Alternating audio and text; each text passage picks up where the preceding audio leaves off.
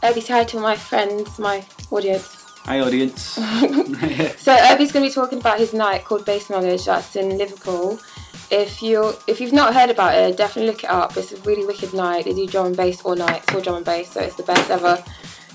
He's going to show us Poster. He's going to show us a poster. Advertising. Yay! Yeah. Zoom in, zoom in, zoom in. Zoom in.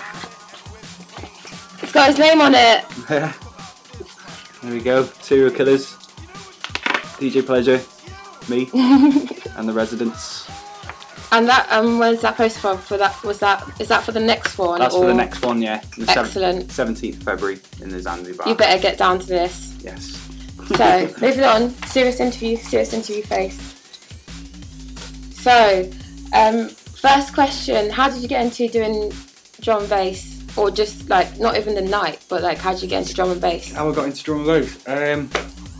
It was from when I was a teenager, really. Just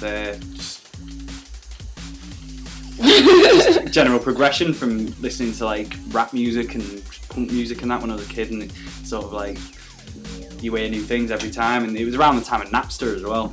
Sweet. So actually, first drum and bass tune I heard, I typed drum and bass into Napster, and Chrome and Time Ganja Man came up, downloaded that, and I was hooked since then, really. Sweet. So what would you say your three favourite like rap, drum and bass, and anything else alternative music you'd like right now you're listening to? What am I listening to right now? Well, for drum and bass, I've been feeling Decimal Bass a lot, which is a new producer that's kicking about. There's a lot of local stuff going on, a lot of Northwest stuff. DJ Frisk, who's from Liverpool, a group called Dawn Raid from Manchester, and they're doing really well for themselves. And a guy called Kieran J from Birmingham. And they're three names you gotta know. Three names you gotta. We'll put like little links, like give them a link. Linking them and stuff. Down here. Yeah, I'm well good at tech shit. Yeah. Okay, so how would you describe BassKnowledge as? Like, if I was to walk in and I was blind, well, obviously I'm not, but if I was blind and I came purely just for the music, how would you describe like BassKnowledge as? What would you hear? Like, what are the people like? People who are there and stuff.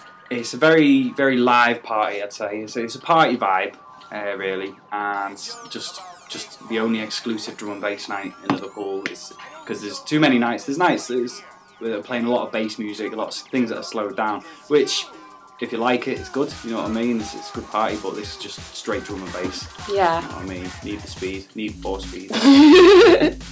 So how would you, like, in terms of, like, differentiation, because obviously there's loads of, like, nights in Liverpool that also do drum and bass, what would you say makes, like, BassKnowledge different from the other nights? Well, they'll generally have the drum and bass on at the end when the party's, because it's the fastest sort of bass music that's around. Yeah. They'll always have it at the end and have everything building up to then, so they'll have dubstep and future garage and bassline house and all that. And but at the end you'll just have the hard drum and bass, the dance floor drum and bass. Whereas in this one we progress from the more laid back sound, and then we carry on until the headliner will be playing the dance floor kind of stuff. You know what I mean? So we try and get the whole spectrum of drum and bass in, but as long as it's just drum and bass. So all drum and bass. All drum and bass. For all the people who like drum and bass. Yeah. Drum and bass. Yes. Okay. Anyway, last question. Who, like, let's say it's the end of the night, like everyone's sort of like dancing because they're having such a good time. Who would you say would if you had one person to just sort of like be your biggest ever dream headliner? Who would it be? Well, who do you want to see be on BassKnowledge? The thing is, a lot of the northern nights generally don't have A-list MCs playing. Yeah. Like we had on the last one, we had Bassman play. You know what I mean? I'm trying to get more of that because you just don't get it. Like I used to go when I was younger. I used to go to raves down south, and you get a full lineup. You'd have Skipper, Shabba, Foxy, etc. You know what I mean? They'd all have.